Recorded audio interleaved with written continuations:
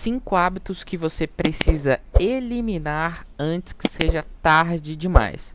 Pegou aí, papel e caneta na mão? Antes Vamos de ver. você ter clicado nesse vídeo porque tá se sentindo desmotivado, ou porque tá passando por alguns períodos de procrastinação, ou porque tá querendo realmente mudar de vida pra algum estilo mais saudável, ou pra atingir um objetivo específico, ou não tá satisfeito em geral, seja nos relacionamentos, na vida profissional, acadêmica, esse vídeo não é uma solução mágica, isso acho que eu já vou ter que te trazer logo de início pra não quebrar sua expectativa, mas o que eu posso fazer, eu sou Lisa Guerra, psicóloga, o que eu posso fazer é talvez te fornecer conhecimento e ferramentas baseadas em evidências e na psicologia para que você consiga entender o que pode estar acontecendo, independente do caso, e a partir desse entendimento você consiga saber o que não fazer. Então aqui vai um vídeo de 5 hábitos que você precisa mudar, ou então que você precisa... Né, vocês sabem, eu sou meio contra essa parada de 5 hábitos, 5 dicas, 5 não sei o que, 5 coisas que vão resolver a sua vida.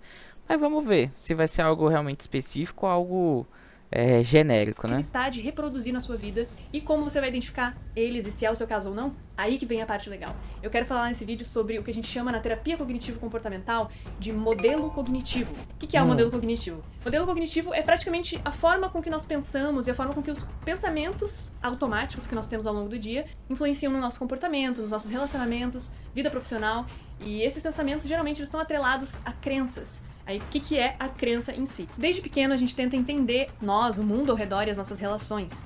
E como a gente faz isso? Certo. Acumulando camadas de experiência, camadas de interação e pegando o que a gente observa ao redor para construir o conceito de alguma coisa. Assim como quando você está assistindo algo, um anime, ou jogando algum jogo, aos poucos você vai sendo apresentado aos personagens, você vai sendo apresentado àquele mundo, a como as coisas funcionam e aí na história em geral. Na nossa vida é da mesma forma. Ou seja, as nossas experiências, desde quando nós éramos pequenos, vão criando camadas sedimentares de conhecimento que vão transformando a nossa visão de realidade, como se fosse uma lente de um óculos que cada um tem o seu grau, digamos assim. Afinal, eu passei por experiências diferentes das suas, que é diferente do seu vizinho, que é diferente da sua mãe, do seu pai, do seu tio, do seu avô. Então, todos nós fomos submetidos a ambientes e relações que nos deram camadas únicas de experiência que juntas formam o que a gente entende como mundo e como nós mesmos. Beleza. E aí, ok, isso é um resumão assim corrido de o que seria um modelo cognitivo e como essas crenças geram pensamentos automáticos e esses pensamentos automáticos fazem com que a gente haja, ou melhor, reaja também às situações da forma com que a gente aprendeu, da forma com que a gente foi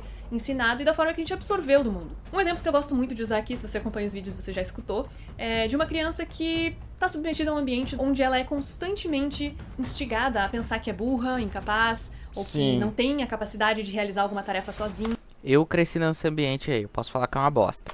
Então ela vai criando essas camadas sedimentares com que os outros, as suas figuras referências vão falando pra ela, e isso vai formando a visão de mundo. Logo, quando ela cresce um pouquinho mais, precisa fazer uma prova, por exemplo, ela pode ter pensamentos automáticos, por causa daquela crença, pensamentos automáticos de sou burro, não vou conseguir, vou me ferrar, ou então todo mundo vai conseguir menos eu, então são vários...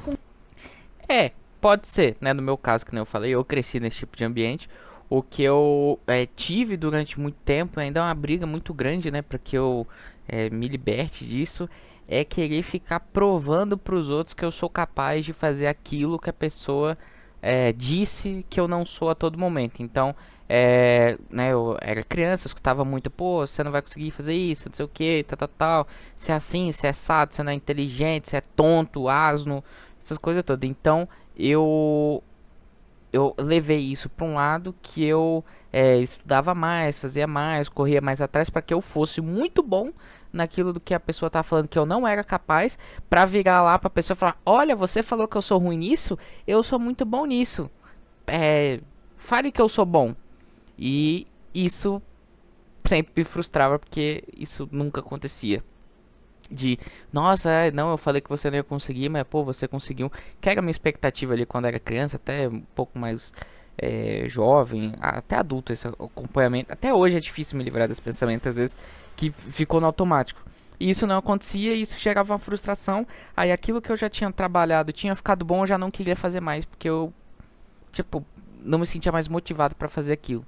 E aí eu entendi por que tudo que eu fiz durante muito tempo na minha vida foram tudo que eu fiz e tudo que eu me dediquei e que eu era muito bom foram coisas que pessoas durante grande parte da minha infância e adolescente falaram que eu não ia conseguir fazer. E aí eu me toquei depois de adulto que eu não estava fazendo aquilo que de fato eu gostaria de fazer, e sim aquilo que falaram que eu não conseguia fazer e eu fiz para provar, não sei para quem, se para outra pessoa, até para mim, que eu era capaz de fazer aquilo. Sim, é bom no sentido que eu aprendi muitas coisas, né? Que normalmente as pessoas falam que você não consegue coisas que elas mesmas não conseguem, ou coisas mais difíceis. Então eu cresci muito em questão técnica de pensamento e como pessoa aprendendo essas coisas, mas não são coisas que hoje fazem sentido pra mim, mas que eu conheço muito. É, enfim, acho que eu resumi. Conjuntos de pensamento, isso funciona. Enfim, só concluindo. Então, a minha sugestão é, cara, é foda eu falar isso, porque quando você é criança, mora com os pais ali, ou é você mais adolescente, principalmente adolescente que é extremamente manipulável, assim, não tem opinião formada, tem muita certeza e a certeza nem é dele.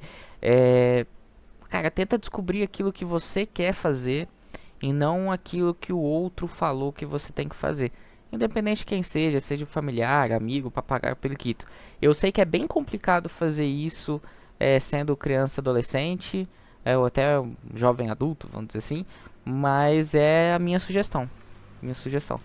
Funciona para várias áreas da nossa vida, como por exemplo, ela vai se relacionar com alguma pessoa e ela pensa, essa pessoa não vai me querer de volta, afinal, sou burro, sou incapaz. Então, uma crença de desvalor, digamos assim, com base nas experiências de vida dela. E esses pensamentos automáticos que surgem fazem ela ter uma reação a eles, que são comportamentos. E esses comportamentos vão perpetuando a crença. Olha que loucura. E essas reações que os pensamentos automáticos nos fazem, que são os comportamentos, baseados em emoções e afins, muitas vezes eles podem estar levando a pessoa a repetir e perpetuar essa crença.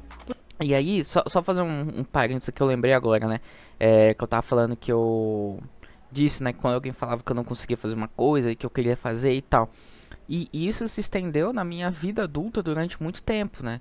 É o que eu falei, é difícil, é muito difícil hoje eu separar uma situação onde eu tô caindo nesse, muitas aspas, gatilho e o que eu tô fazendo porque realmente eu quero fazer. Isso até em ambiente de trabalho. Por exemplo, eu já fiz isso inúmeras vezes, tá? Tem uma situação no trabalho, a reunião ali, tá? A equipe toda reunida. Gente, a gente tá com esse problema, tal. Alguém tem alguma sugestão de como resolver? E rolava aquele silêncio, tipo, isso aí é um problema e tal. Toda vez que via esse cenário, ou quando principalmente quando eu tava início de carreira ali, né, o chefe virava e falava, você quer fazer tal coisa? Não, isso aqui você não vai fazer porque você ainda não tem capacidade de fazer isso. Meu amigo, eu virava nossa senhora, nem sei definir. Eu ficava louco, eu falava, como é que é? Me dá esse negócio aqui, eu vou fazer. Aí pegava, fazia um negócio ali no horário de trabalho, eu ficava até de noite, trazia pra casa, pesquisava em casa, olhava vídeo, tutorial, não sei o que, comprava curso, meu irmão, nossa, pegava o negócio embaixo do braço, fazia mil e uma coisa, eu chegava lá e puxava, tá aqui ó, você falou que eu não conseguia? Tá aqui, eu consegui. Que o meu gatilho, né, é justamente, isso aqui você não consegue. Até hoje é muito difícil separar isso. O chefe ficava felizão. Aí depois de um tempo, acho que o chefe já tem a manha, ele vira e fala, isso aqui é muito difícil, acho que ninguém vai conseguir fazer. Eu lá, eu. Porque ele sabia que eu ia resolver. E nem eu sabia como eu ia resolver, mas eu sabia que eu ia resolver porque alguém falou que eu não conseguiria resolver ou que ninguém conseguia resolver. Então, o que acabou com que eu, né, querendo ou não, me desse ali um destaque nos ambientes de trabalho, né? Me deu um destaque em relação a chefe, mas também me deu alguns problemas em relação aos outros colegas de trabalho que se viam uma pessoa que não era do processo, querendo entrar no processo e pegar o trabalho e resolver algo que até às vezes a pessoa que estava no processo não estava conseguindo resolver. E isso também gerava algumas situações de estresse também. Por quê? Olha que loucura, porque isso aqui eu quero que você não só entenda o exemplo, mas eu quero que você substitua o exemplo com algo que se encaixa na sua vida. Porque assim tudo vai fazer sentido e a gente vai ter um trabalho de psicoeducação bem mais centralizado e voltado para quem está assistindo, que é o objetivo principal. Então, a gente faz isso em terapia também com os pacientes, tentando explicar e juntos buscar buscando entender qual é esse modelo cognitivo que o paciente tem. Então presta atenção, essa criança tem essa baixa autoestima pelo ambiente que ela foi submetida. Quando ela recebe a prova, ao invés de fazer a prova, ela pode ter pensamentos automáticos de que é burra e afins, e simplesmente ter raiva ou alguma outra emoção atrelada e não fazer a prova, jogar tudo pra cima, sair da sala de aula, ou então não responder nenhuma questão, afinal ela acha que vai errar, ou então ela não estuda e procrastina o estudo justamente pelo fato de que ela acha que de qualquer forma ela não vai conseguir. Então, aquela criança modulou o pensamento automático que modulou os comportamentos daquela criança. Então, quando ela cresce e é mais adolescente, vai se relacionar com alguém, mas aí tem aquela dificuldade de aproximação, afinal sente que é incapaz, então ela não se aproxima. Por não se aproximar, reforça o fato de que ela acha que é insuficiente e incapaz. E aí, isso que ela tá falando, né, no caso de relacionamento e tal, ali você começou a namorar e tal, mas vou dar um exemplo que eu já vi acontecer, tá? Tinha uma colega, né, ali na sala de aula que ela, vou estudar para concurso público, tá? E ela, meu irmão, ela estudava e muito por pressão da família, não, cursinho e não sei o que, e tal. E aí eu não sei direito como é que era, mas a família botava tanta pressão, mas tanta pressão, que a pessoa também não soube lidar com essa pressão, juntos os dois fatores, que na hora que foi fazer a prova, no dia ali da prova do concurso mesmo, sentar fazer a prova, a pessoa entrou em colapso, a pessoa começou a chorar, tipo, tremer, tipo, a pessoa entrou em parafuso, assim, a pessoa entrou em pânico e não conseguiu fazer a prova. Sabia, tinha estudado muito, estava muito melhor preparado do que muita gente ali, e cursinho, estudava, ficava o dia inteiro, mas tinha tanta... vamos dizer assim, não vou dizer que ela não aguentava a pressão, ou que a família colocou a pressão demais, porque realmente eu não tenho essa informação. Do quanto de pressão a família colocava, eu sabia que é muito, mas na percepção dela, e eu também não sei o quanto de pressão essa pessoa aguentava, mas resumo, foi colocado mais pressão do que ela aguentava na situação que no dia da prova ela entrou em parafuso, ela não conseguiu fazer a prova, não conseguiu, ã ficou um ano e pouco estudando para a prova e no dia ela não conseguiu fazer. Afinal, ela não teve nenhuma experiência amorosa recíproca. Mas por que ela não teve? Porque ela não se expôs. Então a pessoa fica num ciclo infinito de se sentir incapaz, ter pensamentos automáticos sobre isso, evitar um comportamento de se expor porque acha que não vai conseguir. Logo, como ela não se expõe, ela não tem um repertório que diga que ela sim consegue, então ela volta e acredita nisso. Então ela evita estar em situações das quais ela talvez gostaria de estar, justamente pelo fato de que ela tem aquela coisa rígida de que é incapaz. Existem vários tipos de crença na terapia cognitivo-comportamental. A de desvalor é apenas uma delas. A gente também tem a crença de abandono, de que as pessoas vão sempre nos deixar, ou então pode ser uma crença de desamor, que a pessoa não se sinta que não merece ser amado. Então são diversas formas que o modelo cognitivo pode tomar dentro de nós, de acordo com as nossas experiências, que geram os pensamentos, e com as reações que a gente vai tendo a esses pensamentos, que reforçam aquela crença, e a gente fica a nossa vida inteira se privando de certas experiências, se privando de certos desenvolvimentos e de certas emoções que, na verdade, poderiam nos ajudar a seguir em frente ou a ter uma qualidade de vida muito mais da hora. Agora que você entendeu o que é o modelo cognitivo, eu quero te trazer alguns desses comportamentos que você precisa evitar para que o seu padrão, o seu modelo cognitivo, que você fica executando e executando na sua vida, possa ser identificado e você possa romper com isso. Então, pessoas são muito diferentes uma da outra e muitas vezes eu faço um vídeo voltado só à procrastinação ou voltado só para aquele sentimento de que a gente tá cansado e sempre tem alguma pessoa que vem, tá, mas para mim não serve porque eu me sinto de tal outra forma. Então, esse vídeo, ele tenta pegar esse apanhado e te ensinar o caminho, te ensinar as referências para que, a partir dessas referências e desse caminho, você consiga identificar o seu realmente e esse vídeo sirva de uma ferramenta útil para você. No final, também vou falar um pouco sobre o RPD, que é Registro de Pensamento Disfuncional, que é uma ferramenta usada na terapia cognitivo-comportamental que ajuda a identificar esses modelos cognitivos na sua vida. Então, presta atenção no conteúdo como um todo, porque não adianta também você só pular pra lá e não entender todo o enredo da aplicação dele, né? Então vai ser como se você estivesse fazendo qualquer outro tipo de exercício e não necessariamente algo mais certeiro. Então eu diria que o primeiro hábito que você precisa se livrar, digamos assim, para melhorar o seu desenvolvimento pessoal, seria o não se expor. E todos os modelos cognitivos, eles carregam um pouquinho desse medo da exposição a alguma coisa, seja a um relacionamento, seja a uma prova, seja a uma entrevista de emprego, por diversos fatores diferentes, desde você se achar incapaz, ou se achar indigno de ser amado, ou se achar um saco, ou seja, tem diversas formas que você pode interpretar isso pra você, mas onde você se expõe é relativo a cada um que tá assistindo. Não se expor a essas experiências como relacionamentos, entrevistas de emprego, ou provas e afins, essas coisas. Ah, tá, entendi. Então, é porque eu acho que ela falou não se expor, né? Mas é não, vírgula, se expor. Então, A primeira dica dela é que você se exponha. Entendi, faz sentido. Coisas que são decisivas na nossa vida e que a gente precisa fazer, sabe? Aquilo que a gente fica com palpitação e muita gente acaba não indo, não fazendo, ou não passando aquela cantada que tanto queria passar pra crush. Ou seja, não se expor faz você não ter um repertório comportamental. E não ter o repertório comportamental vai fazer você ficar preso naquele ciclo do modelo cognitivo, seja qual for a área do seu modelo cognitivo. Pacientes com níveis de ansiedade mais elevado, por exemplo, ou fobia, seja social, seja de algo específico, a gente faz o que a gente chama de terapia de exposição, que é gradualmente, aos poucos e com o auxílio de um profissional, expor o paciente àquele medo para que ele vá criando um repertório. Ou seja, uma multidão pode parecer mega assustadora para quem tem fobia social, por exemplo. Sim. Mas talvez dar bom dia pro porteiro não pareça tão assustador. Então a gente começa treinando o bom dia pro porteiro. Depois a gente treina ir ao mercado quando tem um horário de pico, por exemplo. E assim por diante a gente vai gradualmente aumentando Nossa, aquilo odeio. para que a pessoa pense, bom, tô indo no mercado, estou com muito medo, mas quando eu dei bom dia pro porteiro, por exemplo, deu tudo certo, nada de ruim me aconteceu. Dentro desse chão pra você pisar, esse repertório, é como se fossem escadinhas. O degrau anterior vai sempre te lembrar que não vai ter um perigo eminente necessariamente. Então é como se você pudesse olhar pra trás e ver coisas que te levaram até onde você pode chegar. É tipo quando você joga RPG e o personagem vai subindo de nível. Ele não pode ir Ótima do referência, ótima referência. Ela é ótima referência. A pessoa que tem, às vezes, muita fobia social, normalmente se enfia e fica jogando no computador e tal. E ela pegar a referência de RPG aqui, cara, ótima referência.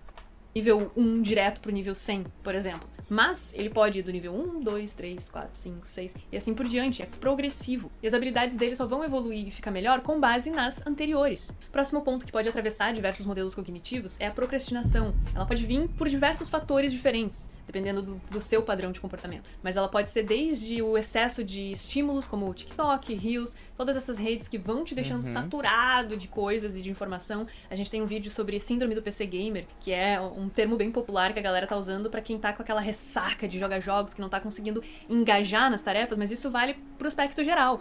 Aí eu explico mais ou menos como funcionam as suas redes neurais e afins de uma maneira mais didática pra não ficar chato e maçante, mas é basicamente esse princípio. E também pode ter a procrastinação relacionada a algo que você não quer realmente fazer. Por exemplo, se você tá com um parceiro ou uma parceira e essa pessoa quer muito ir na academia, mas você já não tá muito afim e vai só por aquela obrigação de não ficar pra trás e aquela pressão de que você precisa ir também, às vezes você vai ficar procrastinando porque não é algo que você quer. Às vezes você queria estar, sei lá, correndo ou fazendo uma luta, ao invés de puxar ferro e afins. E vice-versa também é possível. Então a procrastinação ela pode vir de vários fatores diferentes. Ou até de traumas e afins. Tem um vídeo inteirinho sobre procrastinação e algumas técnicas, né, pra gente poder aplicar na nossa vida, que eu vou deixar aqui no card.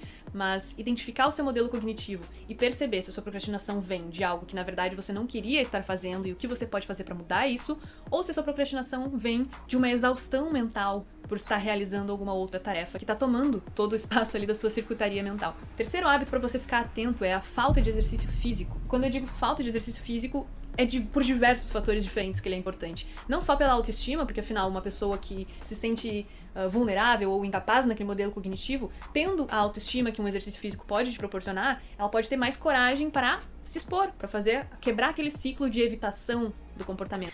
A pessoa praticando atividade física, não vou nem dizer assim, tem um corpo da hora e tal, mas só da pessoa tá praticando uma atividade física já vai aumentar a confiança da pessoa e vai ficar menos pior, né? Não vou nem dizer melhor, menos pior para casos que ela casos de exposição, porque ela pelo menos tá bem, a autoestima dela fica melhor, entendeu? Então fica menos pior para ela se expor.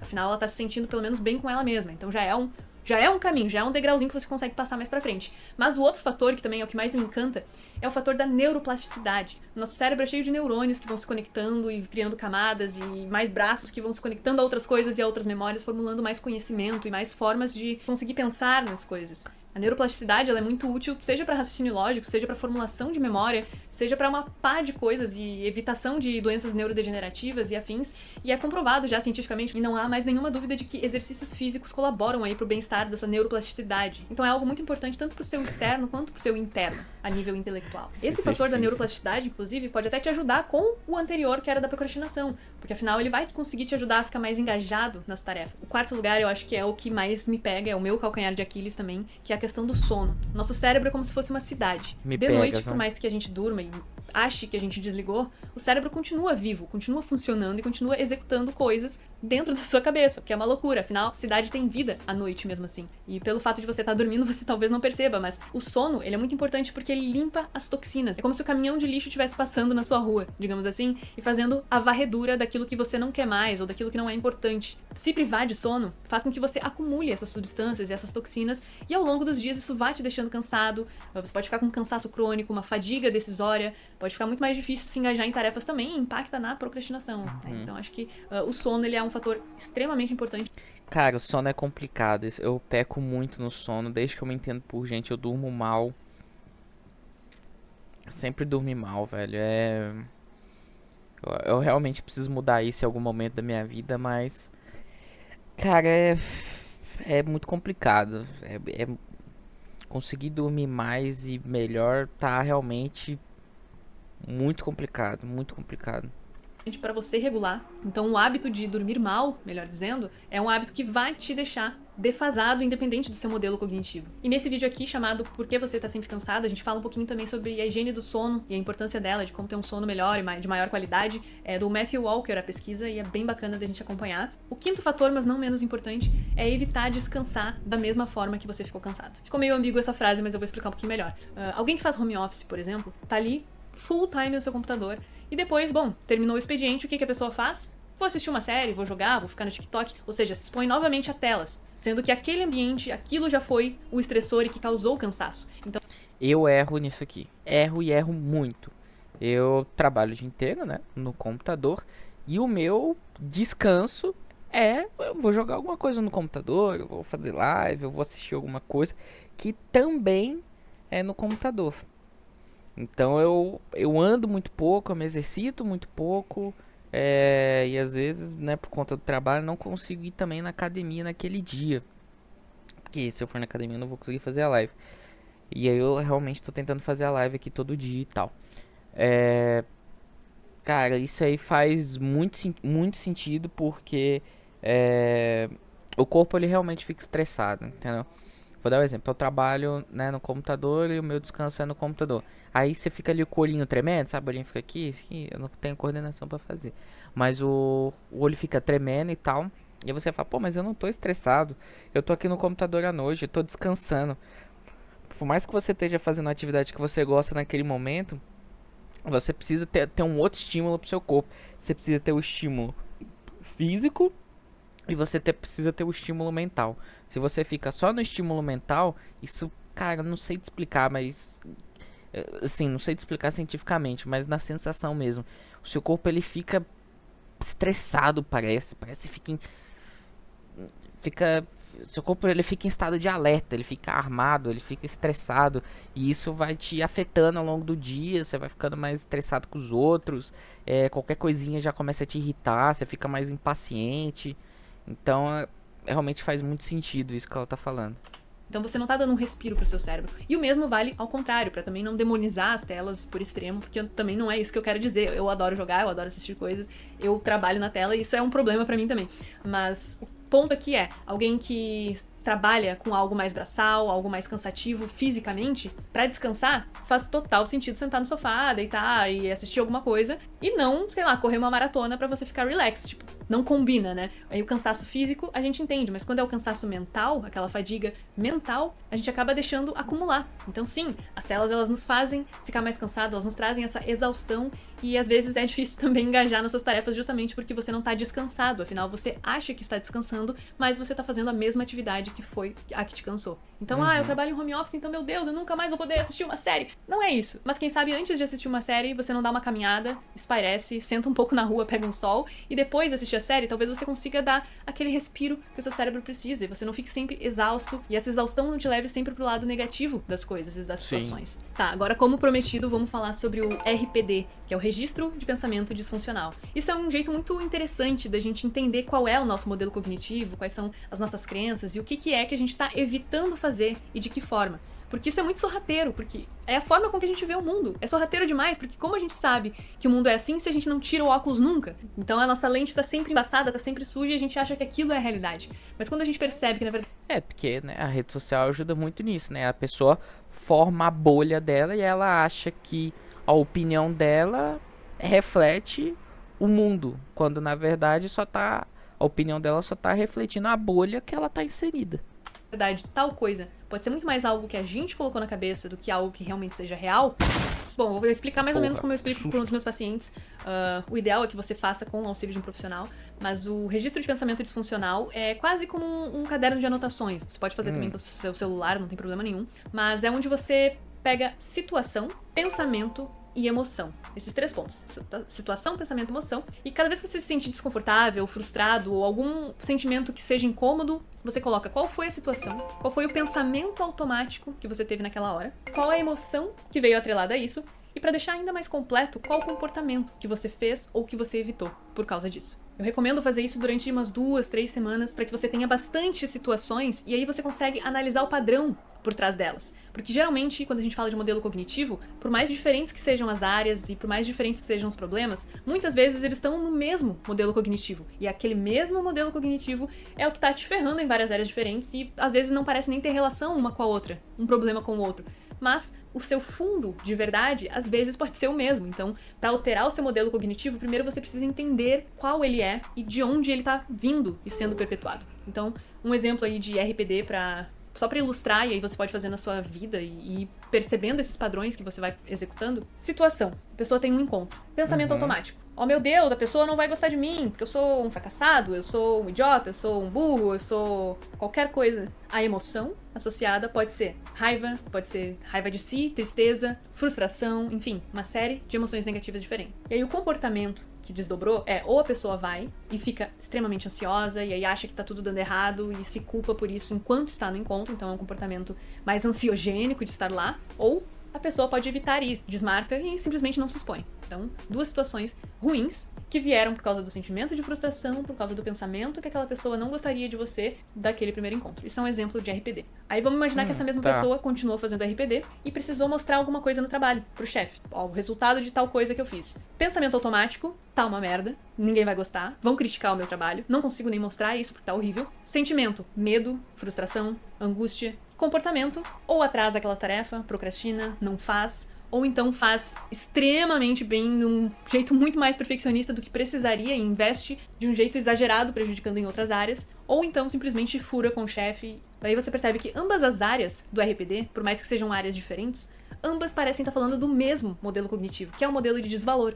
A pessoa não conhecer o seu próprio potencial. E aí, sabendo que é esse modelo de desvalor, a gente consegue investigar essas crenças de uma maneira mais efetiva. E aí a gente começa um trabalho mais invasivo, no sentido de, bom, se você se sente desvalorizado, por quê? Vamos fazer uma linha do tempo da sua vida. Vamos entender quando isso começou. Quais foram as camadas sedimentares de experiência que fizeram você acreditar nisso, que te deram esse grau pra você usar nos óculos e enxergar a vida, a enxergar você mesmo por essa mesma perspectiva. Esse é o sistema do RPD. O ideal é que ele seja com o acompanhamento de um psicólogo, porque assim você consegue ter direcionamentos mais interessantes, você consegue ter ideias que talvez você não tinha por causa de alguma pergunta ou o simples fato de poder conversar sobre esse RPD e desmembrar ele de diversas formas para que isso faça mais sentido na sua vida. E é isso aí, foi algo que fez bastante diferença na minha vida quando eu comecei a entender os meus padrões de comportamento, de onde eles estavam vindo, por que eles estavam daquela forma e ver nessa linha do tempo da minha vida, assim, onde foi que essas coisas começaram a se estabelecer para que eu conseguisse girar essa engrenagem de alguma forma e melhorou muito mesmo. Então, eu recomendo bastante vocês não só fazerem, como buscarem algum profissional da área da psicologia.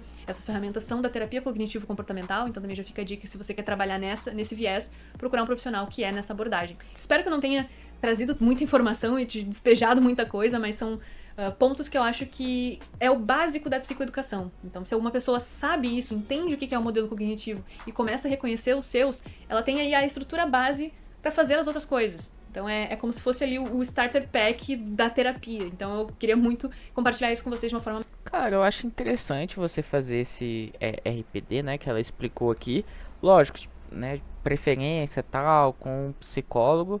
Mas, né, pra quem não tem acesso ao psicólogo ou não quer fazer com psicólogo por algum motivo e tal, eu acho que fazer isso aqui sozinho também facilita o seu próprio autoentendimento, né? Porque você escrevendo depois pra você visualizar isso vai ficar mais fácil. Mas também é uma situação que dá pra você refletir ali, tipo, pô, deixa eu ver uma situação, teve essa situação, eu evitei isso, tal. Deixa eu ver se teve alguma outra situação que eu me senti assim, tal. Acho que né, você pensar ali, fazer uma autorreflexão ali 5, 10 minutinhos, acho que você consegue fazer isso aqui também. Caso não consiga, faz a anotação. Caso a anotação, né, com a anotação você não esteja percebendo, aí realmente procura um psicólogo, né? Eu acho que são 3 etapas aí, né? Porque o psicólogo vai auxiliar você naquele processo que você não está conseguindo, né? Se você conseguir fazer a anotação de como você está se sentindo, que a princípio não me parece algo muito difícil, acho que tá ok. Mais didática para que fosse realmente útil para que vocês começassem a entender os seus próprios padrões de comportamento e modelos cognitivos e quem sabe também procurar um profissional que vai auxiliar demais nesse trajeto. Antes, um aviso do nosso patrocinador, a PCIS, é óbvio. Esse é o meu teclado Neron da PCIS. Ele é uma versão um pouquinho minimalista, mas eles ainda têm um Zot, que é o mais minimalista ainda. Eu escolhi ele principalmente porque, apesar de eu usar muito para trabalho, eu também gosto de jogar, então eu coloquei o switch marrom, que equilibra muito bem essas duas funções, e ele tem as teclas para cima, para baixo, para lado e afins, pra poder ter a jogatina de maneira mais precisa. O meu mouse é o Anok, mas a minha versão é um pouquinho diferente porque ela é personalizada com a Ellie de The Last of Us e eu vou ter que mostrar pra vocês ficarem com inveja.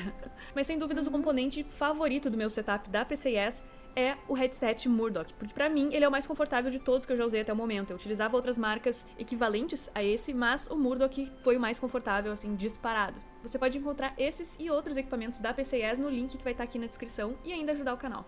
Beleza. Bom, vamos lá. Achei o vídeo dela muito legal, acho que eu fui comentando as coisas aí ao longo do caminho, né? Vou deixar o like aqui no canal dela, vou me inscrever aqui, eu vou ativar a notificação também, que parece ser bem interessante os conteúdos dela. Deixa o like no nosso vídeo aqui também e se inscreve no nosso canal aqui também, beleza? E é isso, até comenta aí o que você acha, se a gente viajou, se eu viajei, né? Se você concorda com ela, se discorda, coisas desse tipo. Pra gente trocar essa ideia. Sumiu a minha tela por algum motivo, mas beleza.